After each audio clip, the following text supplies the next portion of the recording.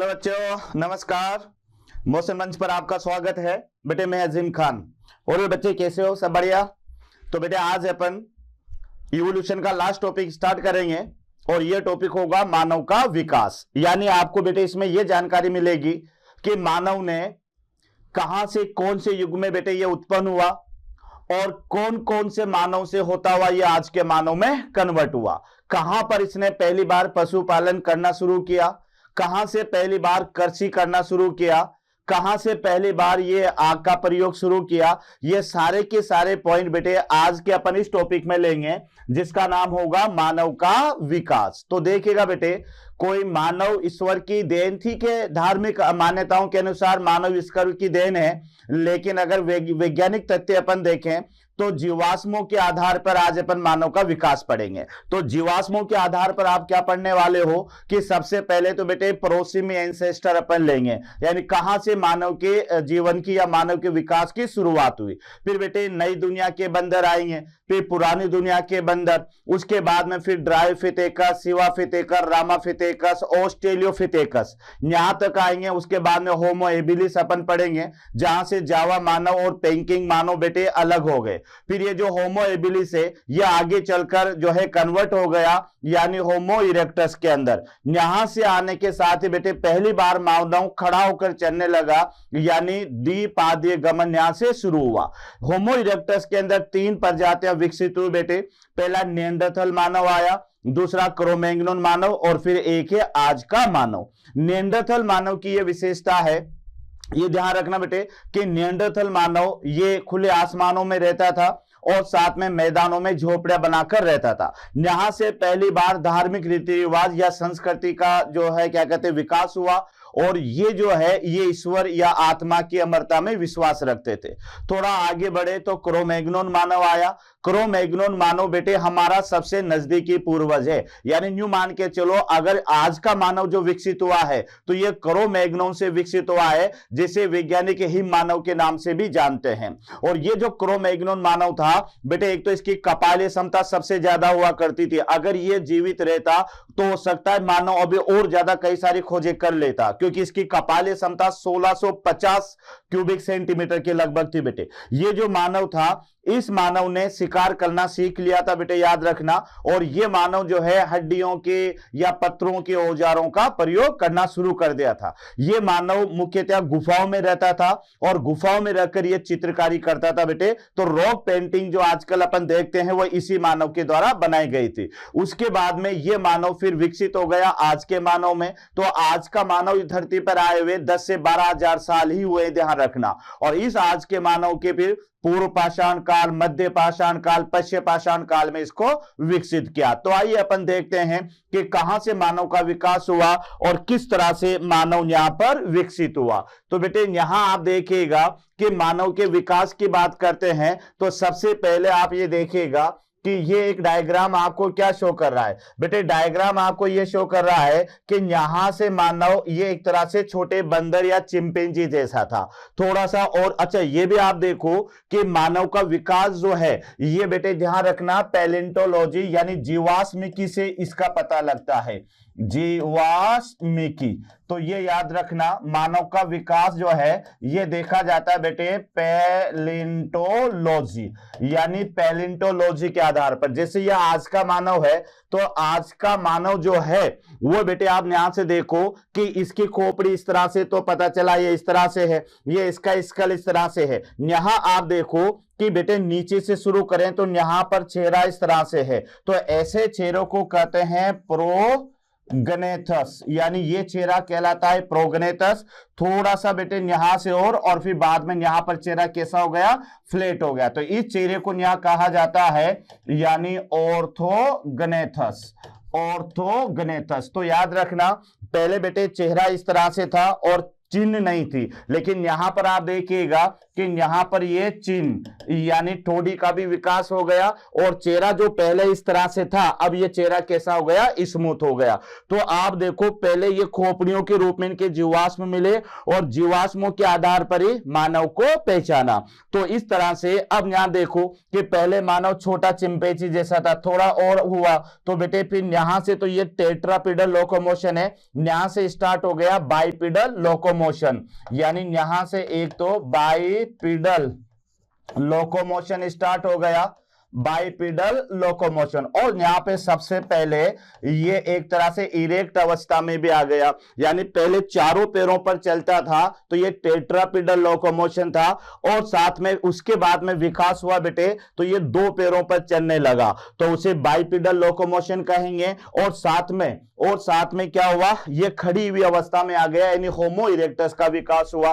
थोड़ा और बेटे साल बीते तो ये इससे थोड़ा और ज्यादा विकसित हो गया। इसका चेहरा पहले ऑर्थोगनेथस था, पहले प्रोगनेथस था, अब चेहरा क्या हो गया, ऑर्थोगनेथस। यहां पर आते आते क्या हुआ कि इसने औजारों के रूप में पत्थरों या हड्डियों का उपयोग करना शुरू कर दिया। तो यहां आप देखें बेटे, और ये चमड़े, ये लेदर की खाल के कपड़े पहनना शुरू कर दिया। ये ध्यान रखना, पहले जो है ये हड्डियों के या पत्थरों से औजार बनाता था और उनसे शिकार करता था, और शिकार की जो खाल होती थी बेटे उसके कपड़े ये पहनता था। और फिर यहां पर ये है, यहां पर मैन ऑफ टुडे, ये मैन ऑफ टुडे, यानी बेटे यहां से आप देख लीजिएगा कि मैन ऑफ टुडे यानी हम या अपन जो है वह मैन ऑफ टुडे है। तो इस तरह से धीरे धीरे मानव में कुछ लक्षणों का विकास होता गया और ये मानव आज के मानव में बदल गया। तो अब अपन यहां पर देखते हैं कि मानव में विकास कहां से शुरू हुआ। तो बेटे इसके एक टेबल अपन बनाने वाले हैं, उससे पहले इसके लक्षण क्या है और इसका वर्गीकरण क्या है ये अपन यहां पर देखेंगे। तो यहां आप देखिएगा बच्चों कि सबसे पहले आपको याद रखना है एक ब्रांच होगी जिसका नाम होगा एंथ्रोपोलॉजी। याद रखना क्या है बेटे, एंथ्रोपोलॉजी। और एंथ्रोपोलॉजी का मतलब है study of the human evolution, यानी मानव का विकास कैसे हुआ। तो मानव के विकास का जो अध्ययन है उस अध्ययन को आप कहोगे एंथ्रोपोलॉजी। और इसी से रिलेटेड एक ब्रांच और होती है जिसका नाम है इथेनोलॉजी। अब इथेनोलॉजी क्या है, तो बेटे इथेनोलॉजी ये है कि एक तो ये जो मानव का विकास हुआ है ये मानव इस धरती पर कैसे डिस्ट्रीब्यूट हुआ, कैसे वितरित हुआ। तो इस धरती पर मानव के वितरण और उसके संस्कृति क्या थी, उसका रीति रिवाज क्या थे, इन सब का जो अध्ययन है यह अध्ययन किया जाता है इथेनोलॉजी। तो याद रखना मानव के जैव विकास से संबंधित बेटे दो ब्रांचेज है। पहली ब्रांच आपने याद कर ली एंथ्रोपोलॉजी, और मानव के विकास का जो अध्ययन करते हैं बेटे वैज्ञानिक, उन वैज्ञानिकों को इसी के आधार पर कहते हैं एंथ्रोपोलॉजिस्ट। तो एंथ्रोपोलॉजिस्ट तो कौन होते हैं, जो मानव के विकास का अध्ययन करते हैं, जिन्होंने मानव के विकास के लिए अलग अलग जीवाश्म को खोजा, तो वो तो एंथ्रोपोलॉजिस्ट कहलाते हैं। और मानव के विकास के अध्ययन को अपन क्या कहेंगे, एंथ्रोपोलॉजी। उसके बाद में इथेनोलॉजी है। तो इथेनोलॉजी पृथ्वी पर मानव के वितरण, एक तो ये ध्यान रखना पृथ्वी के मानव के वितरण और साथ में संस्कृति के विकास का अध्ययन। तो याद रखना बेटे, यानी एथेनोलॉजी का माने है कि पृथ्वी पर मानव का वितरण कैसे हुआ, कहां से बना। तो ऐसी मान्यता है कि आज का मानव कैस्पेनियन सागर के यहां के आसपास इसका विकास हुआ, फिर वहां से बेटे यह अलग अलग दिशाओं में यह वितरित हो गया और वहां जाकर उन्होंने अलग अलग संस्कृति का विकास किया।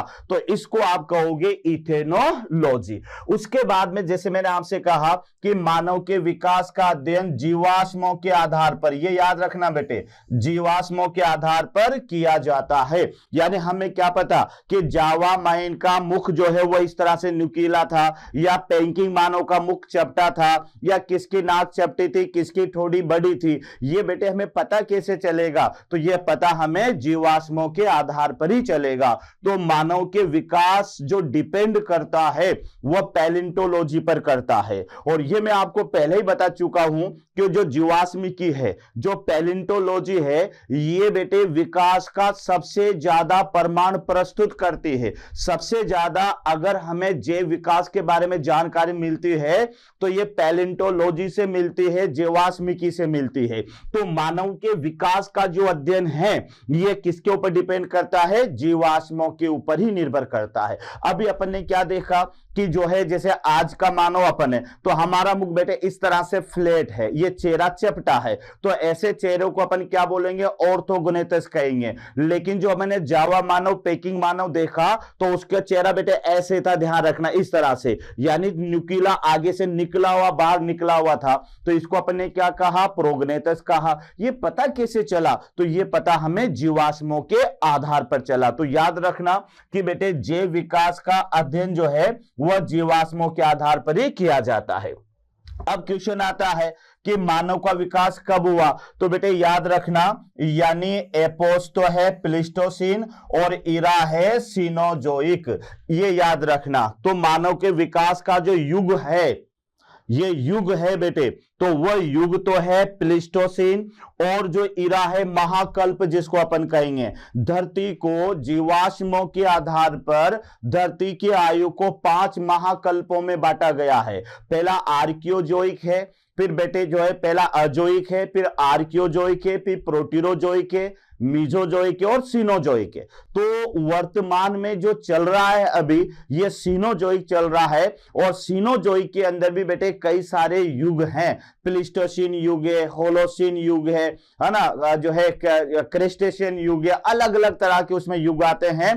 तो मानव का विकास प्लीस्टोसीन एपोच में और किसमें हुआ? सीनोजोइक इरा में हुआ। यह पॉइंट आपको जरूर याद रखना है। और ऐसा माना जाता है कि मानव का विकास एलिफेंट सीरीज से हुआ। इन्हें बेटे ध्यान रखना अर्ली एंसेस्टर मैन कहा जाता है इन्हें। तो हाथी छछूंदर यानी एलिफेंट सीरीज। सीरीज क्या है बेटे? सबसे छोटा मैमल्स माना जाता है जिसे सीरीज कहते हैं। तो एलिफेंट सीरीज से माना जाता है कि मानव का विकास हुआ। तो बच्चों याद कर लो, अपन परिचय नंबर 1 ले रहे हैं यहां पर। तो मानव के विकास का अध्ययन क्या याद हुआ? एंथ्रोपोलॉजी, है ना। मानव के वितरण और संस्कृति के विकास का अध्ययन यानी एथेनोलॉजी। उसके बाद में मानव का विकास का अध्ययन किस पर निर्भर करता है? तो क्या याद हो आपको? जीवाश्मों पर निर्भर करता है, यानी जीवाश्मों के आधार पर ही मानव के विकास को बताया जाता है। उसके बाद में बेटे कब मानव का विकास हुआ? तो मानव का विकास तो न्यू देखें बेटे, आज के मानव का विकास तो 10,000 साल पहले हुआ, लेकिन मानव के विकास की जो शुरुआत हो गई थी वह लगभग 8 से 10 करोड़ साल पहले हो गई थी, याद रखना। तो यहां पर मानव का विकास एलिफेंट शुरू से हुआ। आगे बढ़ते हैं अपन, आगे बढ़ते हैं तो बेटे यहां पर आएगा मानव के विकास के लक्षण, यानी मानव के कौन कौन से ऐसे लक्षण हुए जिसके आधार पर मानव का विकास हुआ। तो सबसे पहला तो लक्षण ये था बेटे, यानी बाइपिडल लोकोमोशन, यानी इसको आप कह सकते हो द्विपादीय गमन। यानी पहले क्या था बेटे, जो और जंतु हुआ करते थे उसमें हाथ पैरों से यानी चारों गमनांगों से गमन होता था, तो इसे 4 पादीय गमन कहते हैं। लेकिन मानव के विकास में एक ये बेटे विकास हुआ कि वह 4 पैरों से 2 पैरों पर उसने चलना शुरू कर दिया। तो ये विकास का पहला लक्षण याद रखना, द्विपादीय गमन। यानी पहले तो देख से जानवर होते बेटे वह 4 पैरों पर चलते हैं तो वह टेट्रापिडल लोकोमोशन होता है, और जैसे मान लेते मनुष्य होता है ये बेटे 2 पैरों पर चलता है तो इसको बाइपिडल लोकोमोशन कहेंगे। उसके बाद में क्या हुआ? बुद्धि का विकास हुआ, यानी जैसे जैसे बेटे ये मानव विकास के क्षेत्र में आगे बढ़ता गया वैसे वैसे इसका इंटेलिजेंसी पावर भी बढ़ती गई। पहले बेटे ये कच्चा मांस खाता था, फिर ये आग जलाना सीख लिया, है ना, शिकार करना सीख लिया, कृषि करना सीख लिया, पशुपालन करना सीख लिया। तो धीरे धीरे मानव के अंदर बुद्धि का विकास भी होता गया। उसके बाद में फिर आता बेटे चेहरा जो था, चेहरा, और एक दूसरा है सीधे खड़े होकर चलना, यानी इसको इरेक्ट कंडीशन कहेंगे, इरेक्ट पोजीशन। इरेक्ट पोजीशन तो बेटे एक मानव का समूह आएगा होमो इरेक्टस। तो यहां से मानव ने जैसे दो पैरों पर चलना शुरू किया तो बेटे ये खड़ी अवस्था में आ गया, यानी अब ये और जानवरों की तरह समानांतर नहीं चलते। अब मानव यहां पर खड़ा होकर चलने लगा, यानी सीधे खड़ा होकर करना इसने सीख लिया। उसके बाद में है कि चेहरा ऑर्थोगोनेथस में परिवर्तित हो गया, यानी पहले देखो, पहले चेहरा कैसा था बेटे, प्रोगनेथस, प्रोगनेथस, और प्रोगनेथस से चेहरा हो गया ऑर्थोगनेथस। तो ये ध्यान रखना, पहले चेहरा इस तरह से हुआ करता था बेटे, और बाद में ये चेहरा इस तरह से, ये यहां पर ये इस तरह से हो गया, यानी ये फ्लैट हो गया। तो ये थोड़ा सा याद रखना कि पहले चेहरा में ये स्नोट आगे की तरफ निकली हुई अवस्था में थी, तो ऐसे चेहरों को आप क्या कहोगे, प्रोगनेथस। उसके बाद में चेहरा बेटे इस तरह से चपटा हो गया, तो इसको कहेंगे ऑर्थोगनेथस। तो ये याद रखना कि मानव के विकास में जो चेहरा है वो प्रोगनेथस से क्या हो गया बेटे, ऑर्थोगनेथस हो गया। ये आपको याद रखना है। ठोड़ी का विकास, क्योंकि जैसे चेहरा ऑर्थोगनेथस हुआ तो बेटे यहां पर इसमें ये क्या बन गई, ये ठोड़ी बन गई, चिन्ह। लेकिन जिनका चेहरा इस तरह से था तो उनमें बेटे चिन्ह का विकास नहीं हुआ था। तो ये भी आपको याद रखना है कि मानव के विकास में ठोड़ी का विकास भी हुआ। उसके बाद में ये शाकाहारी से सर्वाहारी हो गया, यानी पहले ये डिपेंड करता था पेड़ पौधों पर या वनस्पति पर। उसके बाद में कुछ सदस्य सर्वाहारी हुए और कुछ सदस्य बेटे सो जाति भक्षण भी देखने को मिला, वो मैं आगे बताऊंगा। तो ये जो मानव का विकास है इसमें ये शाकाहारी से सर्वाहारी हो गया, यानी ये भोजन के लिए मांस पर भी निर्भर रहने लगा। उसके बाद में देखो कि ये दांतों की संख्या 36 से घटकर कितनी रह गई, 32 हो गई। तो बेटे यहां आप देख ले कि पहले दांत 36 हुआ करते थे, लेकिन बाद में 36 से घटकर ये कितनी रह गई, 32। और शरीर पर बालों का जो है वह भी विकास भी कम हो गया। तो यहां आप देखो ये सारे के सारे लक्षण मानव के विकास को प्रेरित करते हैं, या इस आधार पर आप कह सकते हैं कि यहां पर मानव का विकास हुआ। क्या क्या विकास हुआ एक बार फिर देख ले कि एक तो दो पैरों पर चलना शुरू किया बेटे, उसके अलावा बुद्धि का विकास हुआ, पहली बार खड़ी अवस्था में ये चलने लगा, यानी इरेक्ट पोजीशन में ये आ गया। उसके अलावा बेटे चेहरा इसका जो पहले इस तरह से था, यानी आगे की तरफ निकला हुआ प्रोगनेथस, उससे चेहरा कैसा हो गया, ऑर्थोगनेथस। जैसे चेहरा ऑर्थोगनेथस हुआ बेटे ये दाढ़ी, ये चिन्ह है, इसका विकास हो गया, ये पहले नहीं था। तो ये ठोड़ी का विकास हुआ। ये पहले पेड़ पौधों की पत्तियों को खाकर ही अपना जीवन चलाता था, लेकिन धीरे धीरे बेटे यह शाकाहारी से सर्वाहारी हो गया और कुछ मांसाहारी, कुछ सौजाति भक्षण भी इनमें देखने को मिलेगा। उसके बाद में दांतों की संख्या 36 से घटकर कितनी रह गई, 32 रह गई। और साथ में फिर याद रखना बेटे कि पहले शरीर पर घने बाल हुआ करते थे और अब इन बालों की मात्रा कम हो गई। तो याद रखना कभी कभी कुछ मनुष्यों के अंदर बेटे आ जाते ना, घने बाल आ जाते हैं, जिससे क्या पता लगता है कि हमारा विकास किसी घने बाल वाले जंतुओं से हुआ होगा। तो ये सारे के सारे लक्षण आपको किसमें याद करना है, यानी मानव विकास के लक्षण।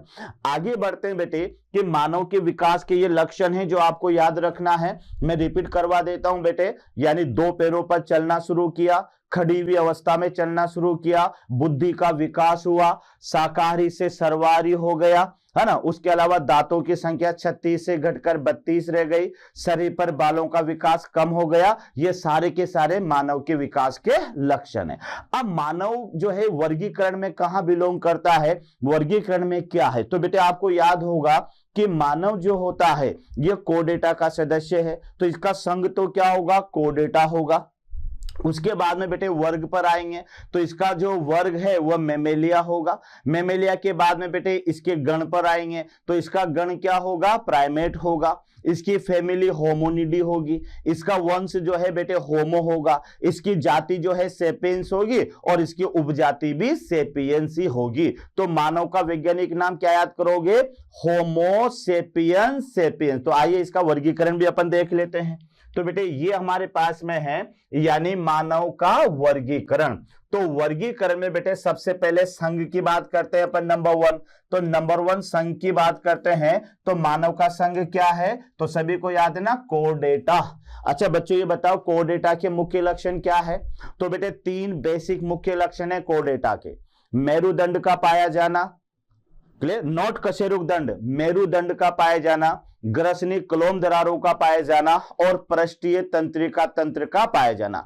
जब ये तीन लक्षण किसी सजीव में होंगे तो बेटे इन्हें अपन कोर्डेटा के जंतु मानते हैं, जिसमें पीसीज, एम्फीबिया, रेप्टेलिया, एवीज और मैमल्स ये इसके अंदर आते हैं। उसके बाद में बेटे ये जो ये कोर्डेटा है इसको दो भागों में बांट देते हैं, प्रोटोकोर्डेटा और यूकोर्डेटा। प्रोटोकोर्डेटा में जीवन पर्यंत मेरुदंड बनी रहती है, लेकिन बेटे जो यूकोर्डेटा है उसमें एक ही सब फाइलम आता है, क्योंकि यूकोर्डेटा में क्या होता है कि मेरुदंड जो है ना वो कशेरुकदंड में बदल जाती है। तो मानव का जो सब फाइलम होगा ये होगा बेटे वर्टिब्रेटा, है ना, वर्टिब्रेटा। वर्टिब्रेटा का माने कि इसमें रीढ़ की हड्डी पाई जाएगी जिसे कशेरुकदंड या वर्टिब्रल कॉलम कहेंगे। तो ये इसका क्या हो गया बेटे, यानी सब फाइलम हो गया। वर्टिब्रेटा के बाद में इसकी क्लास की बात करें तो बेटे वर्टिब्रेटा में याद रखना कि 5 वर्ग आते हैं, जिसमें पीसीज है, एम्फीबिया है, रेप्टेलिया है, एवीज है और मैमल्स है। तो मानव सबसे लास्ट वर्ग में आता है जिसको मैमेलिया स्तनधारी कहते हैं। तो मनुष्य का जो वर्ग होगा, क्लास होगी, वह क्या होगी बेटे, मैमेलिया। अब मैमेलिया में 3 मुख्य सब क्लासेस आते हैं बेटे, कभी नाम सुना हो तो मेटाथीरिया आती है, प्रोटोथीरिया आती है और यूथीरिया आती है। तो ये याद रखना, मैमेलिया यानी स्तनधारी 3 प्रकार के होते हैं बेटे। एक तो प्रोटोथीरिया होते हैं जो अंडे देने वाले स्तनधारी होते हैं, और एक मेटाथीरिया होते हैं बच्चों जो कि उनके शिशुधानी होते हैं उधर भाग में जिसमें कंगारू आता है, और एक होता है यूथीरिया जिसमें वास्तविक स्तनधारी आते हैं जो अपने बच्चों को जन्म देते हैं और उन्हें दूध पिलाते हैं। तो ऐसी क्लास को अपन जो है यूथीरिया कहेंगे। तो 3 वर्ग होते हैं इसके, लेकिन इसमें आता है मानव यूथीरिया में, तो इसकी इंफ्रा क्लास हो जाएगी यूथीरिया। उसके बाद में बेटे इसका जो ऑर्डर होगा, गण होगा, ये प्राइमेट होगा। तो ये याद रखना, इसके गण के बारे में याद रखना बेटे। तो मनुष्य का जो गण होगा ये प्राइमेटा होगा। तो प्राइमेटा में क्या होता है बच्चों कि ये ऐसा गण है जिसमें आने वाले सदस्यों की आंखें सामने की तरफ होती है, याद रखना।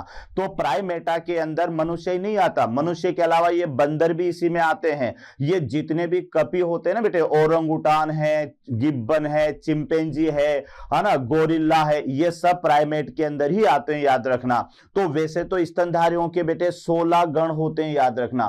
तो 16 गणों में जो सबसे लास्ट वाला गण होता है ये प्राइमेट वाला होता है, जिसके अंदर सारे बंदर, सारे कपी और मनुष्य भी आता है। तो मनुष्य का ऑर्डर क्या होगा बेटे, प्राइमेट होगा। उसके बाद में मनुष्य की फैमिली, ये भी याद करना बेटे, मनुष्य की जो फैमिली है ये है होमोनिडी, ये याद रखना। मनुष्य की कुल का नाम है होमोनिडी, और होमोनिडी के बाद में इसका वंश आता है।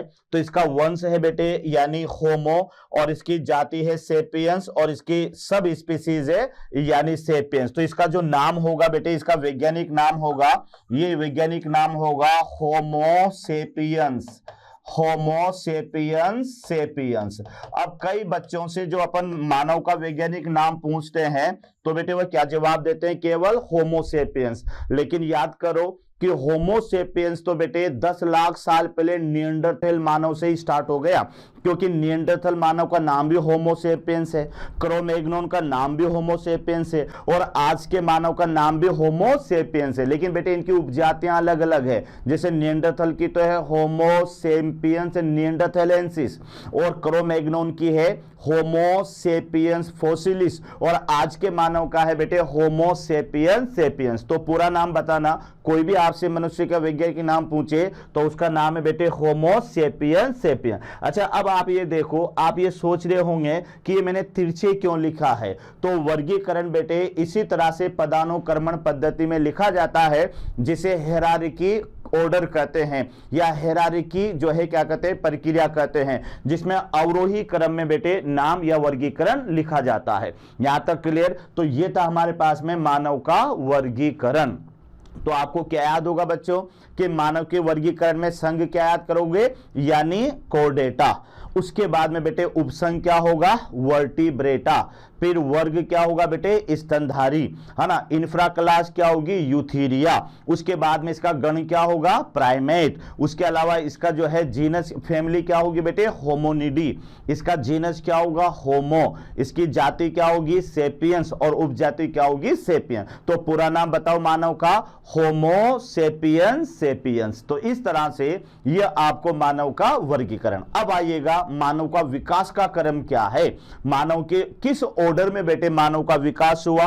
तो आइएगा अपन देखते हैं मानव के विकास का क्रम। तो थोड़ा इंग्लिश में लिखा हुआ है बेटे, मैं आपको बोल देता हूं कि यहां से शुरुआत करेंगे प्रोसिमी एंसेस्टर, यानी इसको कहते हैं आदि पूर्वज, यानी इन्हें आदि पूर्वज कहेंगे। तो बेटे सबसे पहले स्टार्ट यहां से हुआ, फिर बेटे ये बदले यानी न्यू वर्ल्ड मंकी, यानी इनको कहेंगे नई दुनिया के बंदर। तो ध्यान रखना मेरा नंबर 1 तो ये होगा बेटे प्रोसिमी एंसेस्ट्रल, और नंबर 2 आप याद रखना यानी नई दुनिया के बंदर। अब ये नई दुनिया क्या है वो भी अपन यहां पर देखेंगे। उसके बाद में नई दुनिया के बंदर से विकसित हुआ बेटे यानी नंबर 3 जिसको कहेंगे पुरानी दुनिया के बंदर। पुरानी दुनिया के बंदर बदले यानी नंबर 4 जिसको कहेंगे प्रोपिलियोफिथेकस। प्रोपिलियोफिथेकस बेटे नंबर 5 में बदला जिसको कहोगे लिम्नोफिथेकस। लिम्नोफिथेकस से विकास हुआ नंबर 6 पर ड्रायोफिथेकस। ड्रायोफिथेकस से बेटे विकसित हुआ सिवाफिथेकस। सिवाफिथेकस से विकसित हुआ यानी रामाफिथेकस। रामाफिथेकस से विकसित हुआ बेटे ऑस्ट्रेलियोफिथेकस, और ऑस्ट्रेलियोफिथेकस से विकसित हुआ यानी होमो एबिलिस, और होमो एबिलिस से बेटे विकसित हुआ यानी होमो इरेक्टस। तो होमो इरेक्टस से 2 जातियां अलग हो गई, एक तो जावा मानव और एक पेकिंग मानव, और फिर इससे विकसित हुआ यहां पर यानी होमो सेपियंस। तो होमो सेपियंस में पहली जाति तो विकसित हुई निएंडरथल मैन, दूसरी जाति विकसित हुई क्रोमैग्नॉन, और तीसरी जाति विकसित हुई मैन ऑफ टुडे यानी आज का मानव। इसको आप कह सकते हो यानी man of today, man of today. तो बेटे आपको लगेगा तो ऐसा कि ये क्या हो रहा है, लेकिन याद रखना ये मानव का विकास है। कोई आपसे कहे ना कि जो मानव का विकास तो या मनुष्य तो ईश्वर की देन है, बिल्कुल है बेटे, अपन ईश्वर को मानते हैं क्योंकि अपन इस वातावरण में रहते हैं। लेकिन बायोलॉजी के अनुसार अगर आप मानव का विकास की बात करोगे तो फिर यहां से शुरू करना नंबर 1 से लेकर नंबर 12 तक। नंबर 1 यानी प्रोसिमी एंसेस्टर है बेटे, उसके बाद में नई दुनिया के बंदर बने, फिर इनसे विकसित हुए पुरानी दुनिया के बंदर, इससे विकसित हुए प्रोपिलियोफिथेकस, इनके लक्षण भी देखेंगे अपन। उसके बाद में इससे विकसित हुआ लिम्नोफिथेकस, फिर ड्रायोफिथेकस, सिवाफिथेकस, रामाफिथेकस और ऑस्ट्रेलियोफिथेकस, फिर होमो एबिलिस, होमो इरेक्टस, होमो इरेक्टस, और होमो इरेक्टस से बेटे यहां पर हुआ होमो सेपियंस। ये यहां पर थोड़ा सा याद रखना, इसमें थोड़ा सा बेटे यहां पर इसको अपन देखेंगे। होमो इरेक्टस से यहां आप लिखेंगे यानी जो है होमो सेपियंस।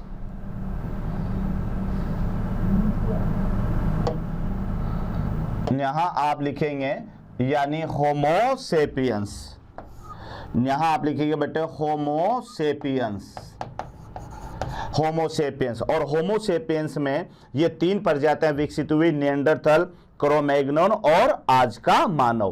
तो ये ध्यान रखना बेटे, हालांकि ध्यान रखिएगा कि 11th में तो इतना डिटेल आप नहीं लेना, लेकिन ये तुम्हारे नीट वगैरह में काम आएगा। और ये ऑर्डर मैंने बता दिया, हालांकि इतना एनसीईआरटी में नहीं दे रखा है, ध्यान रखना, लेकिन फिर भी बेटे एक्चुअली में उसमें तो क्या मेन मानव दे रखा है। लेकिन आपको अगर पूरे मानव का विकास पढ़ना है तो फिर मानव का विकास ये 12 पार्ट में पूरा होगा, यानी मानव जो है बेटे 12 पार्ट में बदला है, उसके बाद में यह आज का मानव बना है। तो ये ऑर्डर आपको थोड़ा सा याद रखना है, और अगर डिटेल याद नहीं रखनी है तो मैं स्टार लगा दूंगा मेन क्या क्या आपको पढ़ना है। लेकिन बेटे अगर आपको पूरे मानव का विकास के बारे में जानकारी लेनी है तो फिर आप प्रोसिनी में एंसेस्टर से स्टार्ट करना, और बेटे कहां तक आना है आपको, होमो सेपियंस तक आना है। होमो सेपियंस के 3 पार्ट होंगे, एक तो निएंडरथल मैन होगा, और एक क्रोमैग्नॉन होगा, और एक मॉडर्न मैन होगा। तो आइए अपन शुरुआत करते हैं प्रोसिमी एंसेस्टर से, और इनमें क्या क्या विकास हुए ये अपन को यहां पर देखना है। तो बेटे पहला मानव अपन शुरुआत करते हैं जिसका नाम है प्रोसिमी एंसेस्टर यानी आदि पूर्वज। तो अब देखो ये मिले कहां पर, कहां से विकसित हुए, तो बेटे याद रखना कि ये जो विकसित हुए ये चीन और इंडोनेशिया में इनका विकास हुआ। पेड़ों पर ये निवास करते थे और इनकी आंखें सामने की तरफ इस तरह से इनकी आंखें बड़ी बड़ी हुआ करती थी, और इसके एग्जाम्पल में लीमर और लोरिस आएंगे। तो बेटे प्रोसिमी एंसेस्टर के 2-3 कैरेक्टर हैं कि एक तो चीन और इंडोनेशिया में ये विकसित हुए, वहां पर इनके जीवाश्म खोजे गए। उसके बाद में ये पेड़ों पर ही निवास करते थे बेटे, शाकाहारी थे, और इनके सामने की आंखें बड़ी बड़ी हुआ करती थी। तो इसमें लीमर और लोरिस आते हैं। उसके बाद में फिर आता है बेटे नई दुनिया के बंदर। तो नई दुनिया किसे मानेंगे अपन, तो नई दुनिया मानेंगे दक्षिणी मध्य अमेरिका, है ना, ये नई दुनिया मानी जाएगी बेटे। तो ये जो नई दुनिया के बंदर है ये दक्षिण मध्य अमेरिका में ये विकसित हुए। इनकी पूंछ परिग्राही थी। परिग्राही का माने होता है बेटे किसी भी वस्तु को जकड़ने वाली, है ना, यानी वस्तु को पकड़ने वाली पूंछ, वस्तु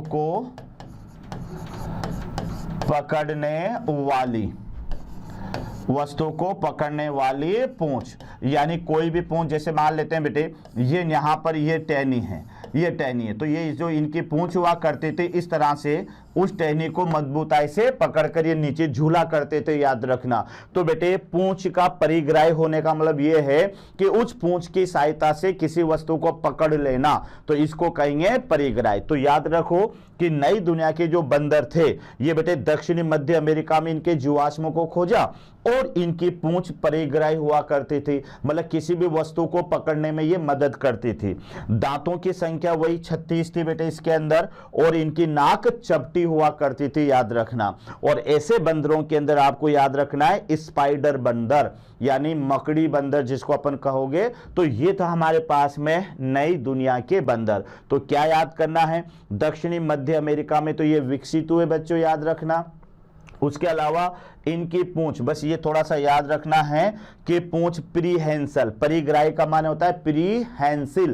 तो प्रीहेंसिल का माने ये है कि ये पूंछ किसी वस्तु को पकड़ने में मदद करती है, तो इसको प्रीहेंसिल कहा जाता है। जैसे मान लो ये टहनी है, तो इस तरह से बंदर पूंछ की सहायता से बेटे इस पर लटक सकता है, ये पूंछ इसको जकड़ लेगी, याद रखना। तो किसी वस्तु को पकड़ने वाली जो होगी उसे परिग्राही कहा जाता है।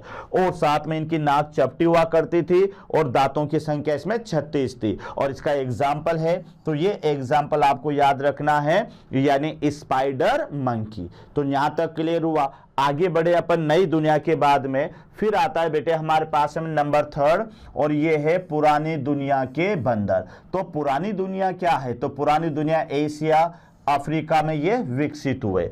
तो ओल्ड वर्ल्ड का माने एशिया माना जाता है, अफ्रीका माना जाता है। तो ये ओल्ड वर्ल्ड मंकी जो है पुरानी दुनिया के बंदर, तो पुरानी दुनिया के बंदर बेटे ये एशिया और अफ्रीका में इनके जीवाश्मों को खोजा, तो ऐसा माना जाता है कि ये यहां पर विकसित होते हैं।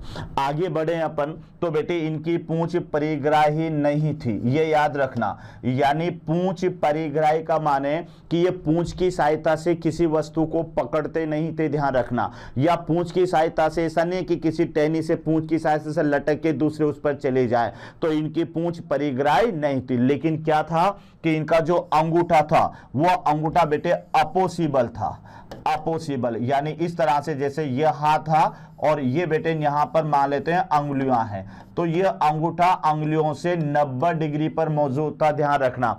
आज ये देखो ये हमारा ये हाथ है बेटे, तो ये हाथ से ये कितने डिग्री पर आ गया, 90 पर। इससे अपन को क्या फायदा होगा कि हम किसी भी वस्तु को आसानी से पकड़ सकते हैं। सपोज करो अंगूठा भी सामने होता तो अपन न्यू पकड़ सकते थे किसी वस्तु को, यानी सपोज करो ये है, अब अपन ऐसे कैसे पकड़ सकते थे, तो ग्रिपिंग थोड़ी कम रहती, याद रखना। लेकिन अंगूठा 90 डिग्री पर आ जाने से अपन इसको ऐसे पकड़ सकते हैं। तो ये जो पुरानी दुनिया के बंदर थे इसमें पूंछ तो परिग्राही नहीं थी, लेकिन बेटे अंगूठा क्या हो गया, अपोसिबल हो गया, यानी अंगूठा अंगुलियों से 90 डिग्री पर अपोजिट आ गया, जिससे बेटे वस्तु को पकड़ने में और आसानी हो गई।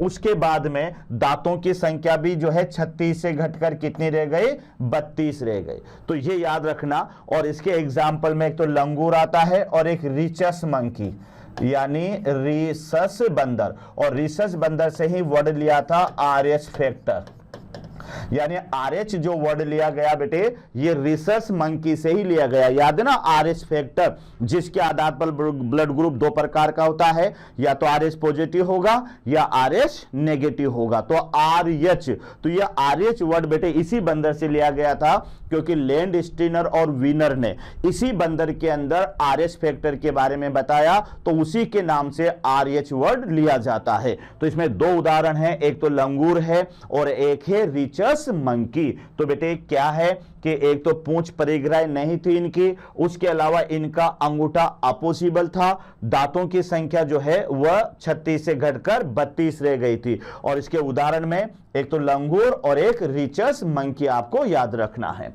चौथा बेटे आता है, यहां से कपी वंश स्टार्ट हो गया, ध्यान रखना। ये तो बंदर वंश था अभी, अब कपी वंश आ गया, एपीज। तो बेटे इसमें पहला है प्रोपिलियोफिथेकस, यानी नंबर 4 पर अपन विकास की ओर आगे बढ़ रहे हैं, तो नंबर 4 पर अपन आप पढ़ोगे यानी प्रोपिलियोफिथेकस। अब ये मिला कहां से बेटे इसका जीवाश्म, तो मिस्र की एक फयूम घाटी थी, ध्यान रखना, यानी मिस्र की फयूम घाटी या जिसको फयूम क्षेत्र कहते हैं, वहां पर यह विकसित हुआ। और ये छोटे कपी के समान दिखते थे, कपी बड़े बड़े होते हैं लेकिन ये छोटे कपी के जैसे ये नजर आते थे। तो ये तो है प्रोपिलियोफिथेकस, यानी कपी वंश का पहला प्रकार है बेटे प्रोपिलियोफिथेकस, जो कि मिस्र के फयूम क्षेत्र में इसके जीवाश्म को खोजा और ये छोटे कपी के जैसे ये दिखते थे। तो ये तो हमारे पास में है यानी प्रोपिलियोफिथेकस।